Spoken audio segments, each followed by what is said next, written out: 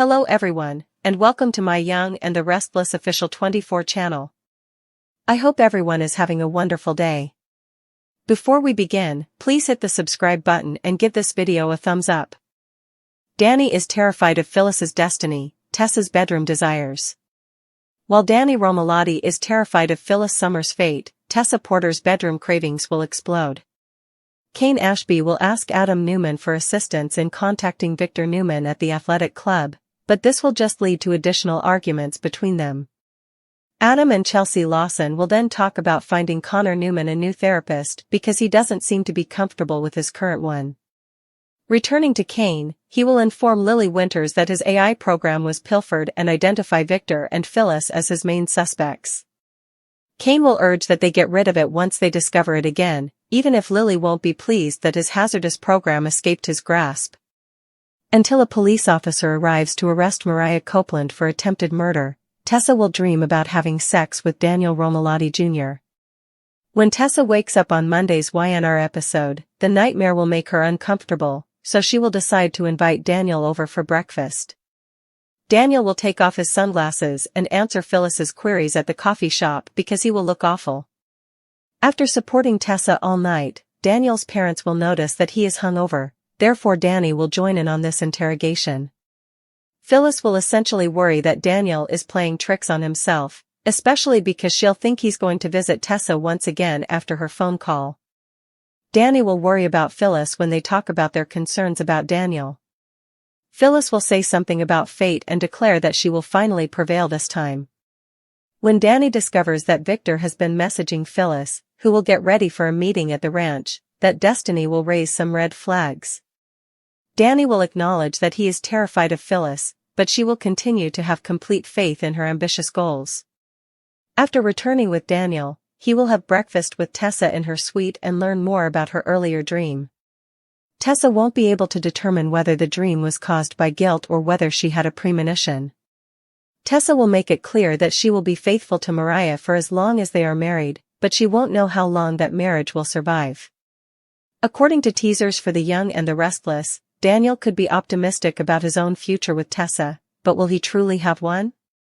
In the tangled and ever-shifting world of Genoa City, destiny, temptation, and fear often intertwine to create storms that no one can truly predict, and this week's chain of events will prove that no one, not even the strongest, can escape the pull of fate. Danny Romalotti, long known for his calm composure and steadfast loyalty, finds himself terrified, yes, terrified, of Phyllis Summer's destiny. There's something about her recent energy, her wild confidence that she will finally prevail, that fills him not with admiration but with dread.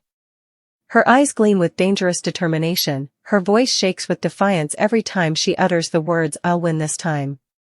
Danny knows better than to underestimate Phyllis. He's seen her rise and fall countless times, but this time feels different, this time feels darker. The tension between them simmers beneath every word, every look, and as Danny watches her prepare for a meeting with Victor Newman, his stomach twists with anxiety.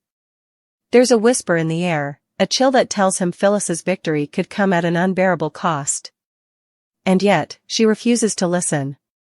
Phyllis insists that her connection with Victor will change everything, that her destiny isn't to be the victim or the outcast anymore, but the queen who reclaims the throne of her own making. Meanwhile, across town, Kane Ashby is stirring up his own chaos.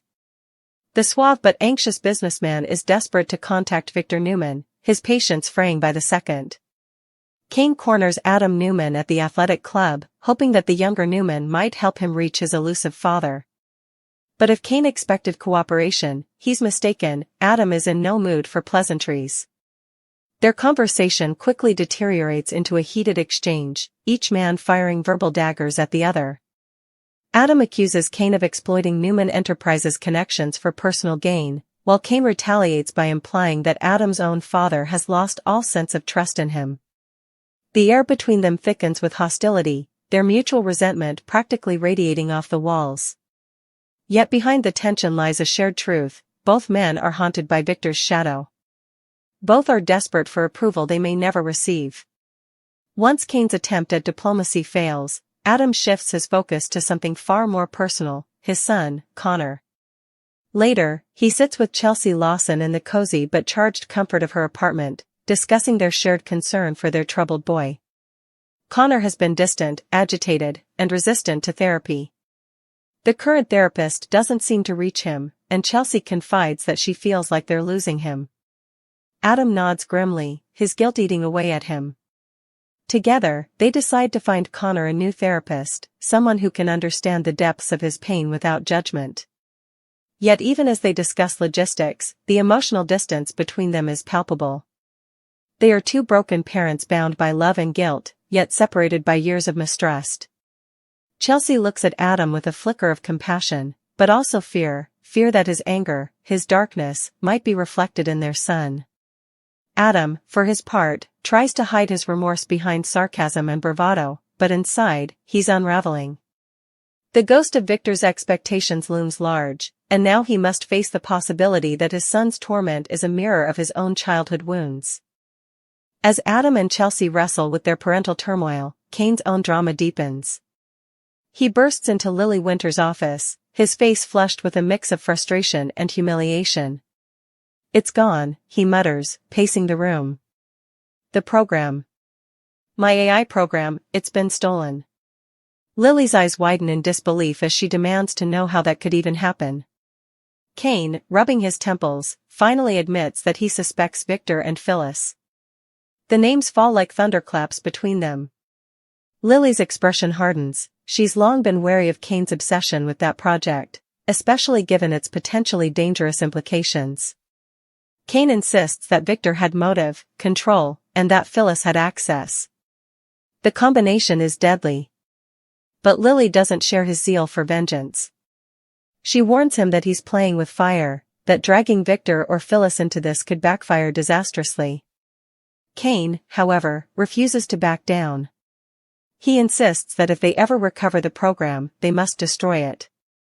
Lily shakes her head in disbelief, frustrated that Kane let something so powerful slip through his fingers. "You created a monster, Kane," she says softly. "Now you want to kill it, but do you even know how?" While Kane and Lily's argument simmers with distrust, the night takes a surreal turn for Tessa Porter.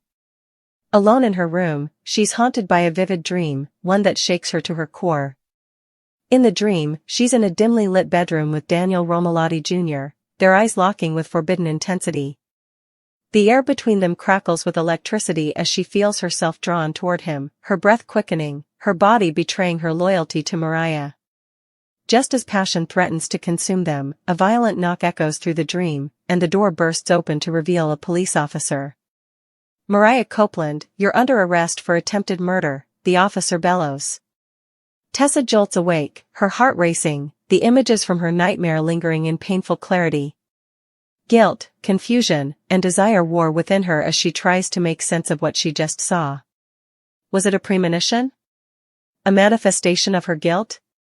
Or something deeper, something she can't bear to acknowledge? Unable to shake the unease, Tessa decides to reach out to Daniel. On Monday morning, she sends him a quick message, an invitation for breakfast. Maybe a casual chat will clear her mind, she reasons. Maybe if she faces the man from her dream, she can prove to herself that it meant nothing. Across town, Daniel receives the text while sitting in the coffee shop with his mother, Phyllis, who is scrutinizing him with maternal suspicion. His disheveled hair, pale face, and dark sunglasses tell the story of a long night. Phyllis narrows her eyes. "Rough night?" she asks, her tone a mix of sarcasm and worry. Daniel forces a smile but doesn't answer right away. When he finally takes off his sunglasses, the exhaustion beneath his eyes is undeniable. "I didn't sleep much," he admits. Danny, seated beside Phyllis, watches his son with concern. He recognizes the signs, the same spiral he once lived through himself. Phyllis presses further, her anxiety now palpable. "You're not drinking again, are you?" she asks softly. Daniel shakes his head, but Phyllis isn't convinced. Her instincts tell her he's keeping something from her, and when his phone buzzes with Tessa's message, her suspicions flare. "You're going to see her again, aren't you?" she snaps. "Tessa. That woman's been nothing but trouble for you." Daniel tries to deflect, but his mother's sharp gaze pins him down. Danny steps in, trying to de-escalate. "Phyllis, give him space," he pleads, but she's beyond reason. Her mind is spinning with worry, not just for Daniel, but for herself. She's fighting her own demons, and the thought of losing control, of destiny turning against her again, terrifies her. Later, after Daniel leaves to meet Tessa, Danny and Phyllis sit in uneasy silence. "He's just like me," she murmurs, tears glinting in her eyes. "He wants to fix everything, and it's going to destroy him." Danny sighs, his gaze heavy with empathy. "Phyllis, you can't control everything. You can't save him from himself." Phyllis shakes her head, her red hair catching the morning light. "This isn't about control," she whispers. "It's about fate. My fate. His fate. I've fought so long to change mine, Danny. I can't lose again. I won't." Her voice trembles, but her eyes burn with determination. Danny leans back, his heart aching. "That's what scares me," he admits softly. "I'm terrified of your destiny, Phyllis. I'm terrified of where it's leading you." That confession lingers long after they part ways, echoing in Danny's mind as he later learns something that chills him to the bone. Victor Newman has been messaging Phyllis regularly. The idea that Victor, the master manipulator himself, might be aligning with Phyllis sends Danny's instincts into overdrive. What could they be planning? Why does Phyllis think this is her chance to finally prevail? He knows from experience that when Phyllis starts talking about destiny, destruction isn't far behind. Meanwhile, Daniel arrives at Tessa's suite, still groggy but curious. She greets him warmly, but the atmosphere is heavy, uncertain. As they sit down to breakfast, Tessa hesitates before finally confessing her dream. Daniel listens intently, his brow furrowing. "It was so real," Tessa says softly, twisting her napkin in her hands. "I don't know if it means something, or if it's just guilt." Daniel leans closer, his voice gentle. "You don't need to feel guilty for what you dream about. Dreams don't define loyalty." But his words hang in the air, weighted with unspoken tension. For a brief moment, their eyes meet, and something electric passes between them, a dangerous reminder of the connection Tessa thought she buried long ago. Still, Tessa shakes her head and forces a smile. "I love Mariah. I'll be faithful to her as long as we're married," she declares, though her tone betrays uncertainty. Daniel nods, hiding his disappointment. Somewhere deep down, he can't help but wonder if fate might still find a way to bring them together again. But as Tessa stares out the window, her mind drifts back to the officer's voice in her dream. "Mariah Copeland, you're under arrest for attempted murder." The words haunt her, making her wonder if the dream was more than just a trick of the subconscious. As the day unfolds in Genoa City, every character finds themselves teetering on the edge of revelation. Danny's fear for Phyllis grows stronger as he realizes she's walking straight into another Newman trap. Kane's obsession with his stolen AI may ignite a war he can't win. Adam and Chelsea's decision about Connor could reopen wounds that never healed. And in a quiet hotel suite, Tessa and Daniel sit together, both haunted by what their hearts refuse to forget. Fate, it seems, is closing in on all of them. Phyllis believes destiny is on her side, Danny believes it's her downfall, and Tessa, caught between guilt and longing, feels its pull in her dreams. In Genoa City, the line between love and destruction has never been thinner, and by the time this week is over, everyone will learn that destiny doesn't play fair, it just plays for keeps. The tension in Genoa City only thickened as the morning sun gave way to a gray, uneasy afternoon. Danny Romolotti couldn't shake the pit forming in his stomach, the same familiar dread he'd once felt years ago when Phyllis was spiraling out of control. She was on that same path again, and this time he could see the fire in her eyes burning hotter than ever. When she'd looked at him earlier and declared that fate was on her side, something deep within him broke. Danny knew that tone, that conviction. It wasn't hope, it was delusion dressed as destiny. And what terrified him even more was that Victor Newman was now involved. No one tangled with Victor and came out unscathed, least of all Phyllis Summers. Danny paced his hotel room, phone in hand, debating whether to call Daniel or to warn someone, anyone, before it was too late. He thought back to all the times he'd tried to protect Phyllis from herself, only to end up dragged into her chaos. She was like quicksand, you thought you were helping her up, but somehow you'd end up sinking beside her. This time, he didn't want to drown again. Just then, his phone buzzed, a message from Tracy Abbott, of all people. Heard Phyllis is meeting Victor again today. Please keep an eye on her, Danny. Something doesn't feel right. Tracy's instincts were rarely wrong, and Danny felt the same chill crawl up his spine. Meanwhile, Phyllis was already at the Newman Ranch, her crimson dress as bold as her confidence. Victor was waiting for her in his study, his expression unreadable. Phyllis, he greeted, gesturing for her to sit. His voice carried that unmistakable blend of authority and intrigue. I've read your proposal. You want to integrate Kane Ashby's stolen AI framework into Newman Media's infrastructure. Ambitious. Phyllis smiled, sharp, almost wicked. Let's just say I know how to make things work when other people can't. Kane doesn't deserve the power that program holds. But I can use it to make something extraordinary. Victor leaned back, eyes narrowing. And why should I trust you, Phyllis? You've crossed more lines than I can count. Because I'm the only one brave enough to finish what others start, she shot back. You need someone who can outthink the world's hackers, investors, manipulators, and that's me. For a long moment, Victor said nothing. Then, with a slow smirk, he replied, you remind me of myself. That compliment, or curse, made Phyllis's heart race. She took it as validation, unaware that Victor rarely praised without motive. What she didn't realize was that Victor had no intention of sharing power with her. He was testing her, playing his own long game. As they spoke, Danny finally arrived at the ranch, demanding to see Victor. The guards hesitated, but Victor allowed him in, curious about what he'd say.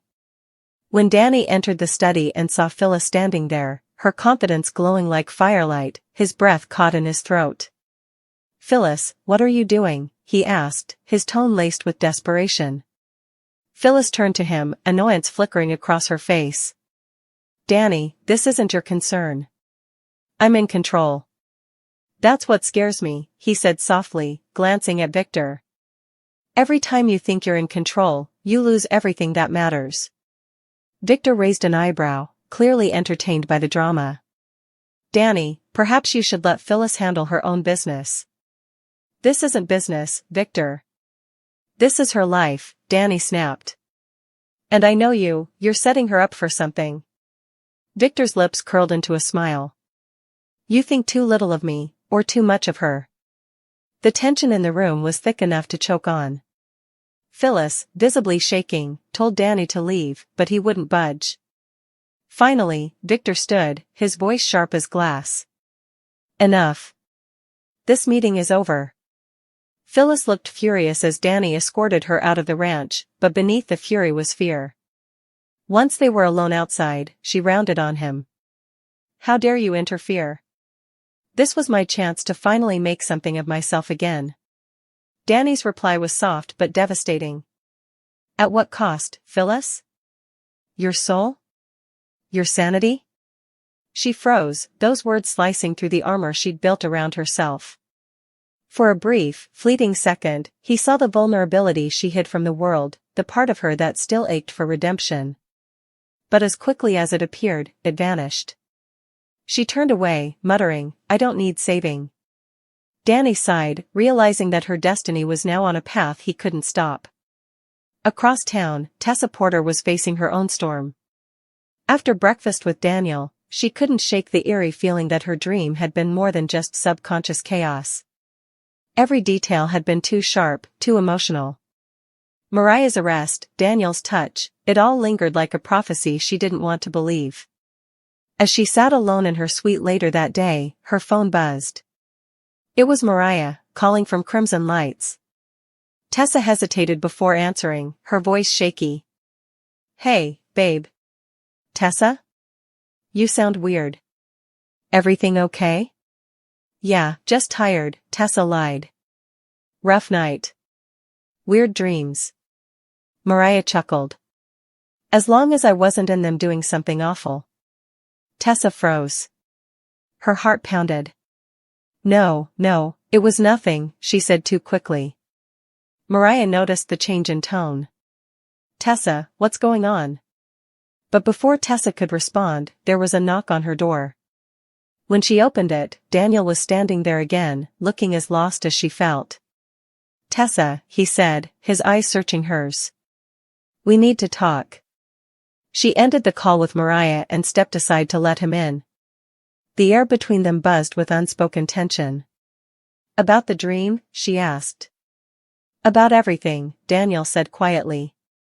I can't stop thinking about it. The dream, breakfast, you. Tessa's pulse quickened. Daniel, we can't do this. I love Mariah.